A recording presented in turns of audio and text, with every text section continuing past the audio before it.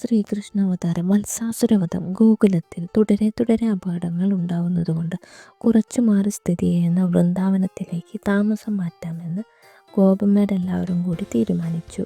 വൃന്ദാവനത്തിൽ ഇഷ്ടം പോലെ പുൽത്തകിടികളുണ്ട്.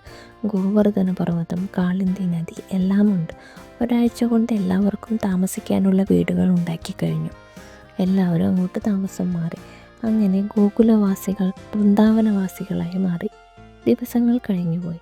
രാമകൃഷ്ണന്മാരും ഗോപികന്മാരും പശുക്കിടാങ്ങളെ മേയിച്ചുകൊണ്ട് നിൽക്കുകയായിരുന്നു. ആ സമയത്ത് പശുക്കുട്ടിയുടെ കൂട്ടത്തിൽ ഒരു പുതിയ പശുക്കുട്ടി വന്നു ചേർന്നു.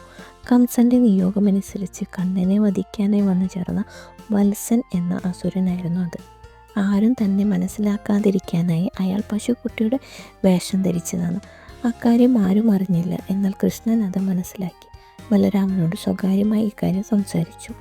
എന്നിട്ട് ആർക്കും സംശയം തോന്നാത്ത വിധം പശുക്കളെ തൊട്ടും തലോടിയും കളിച്ചും നടന്ന് പുതിയ പശുക്കുട്ടിയുടെ അടുത്തെത്തി. പശുവായ ആസുരൻ്റെ വാലും 4 കാലും കൂട്ടിപ്പിടിച്ച് തൂക്കിയെടുത്ത് വട്ടം കറക്കി അടുത്തു നിന്ന് ഒരു വൻമരത്തിലേക്ക് ആഞ്ഞെറിഞ്ഞു. ഏറിൻ്റെ ഊക്കുകൊണ്ട് ആ പശുക്കുട്ടിയുടെ തല തകർന്നു പോയി. ശരീരം നുറുങ്ങി അകലെ ചെന്ന് വീണു.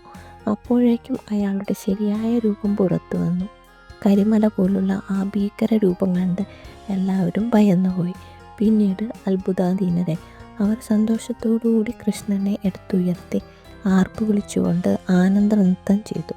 വൈകുന്നേരം വൃന്ദാവനത്തിലെത്തിച്ചേർന്ന ഗോപന്മാർ നന്ദാദികളെ വിവരമറിയിച്ചു.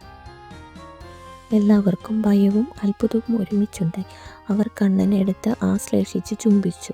എന്നിട്ടും തങ്ങളുടെ ഓമനക്കുട്ടൻ ഒരു അതിമനുഷ്യനാണെന്ന വിവരം അവർ മനസ്സിലാക്കി കഴിഞ്ഞില്ല.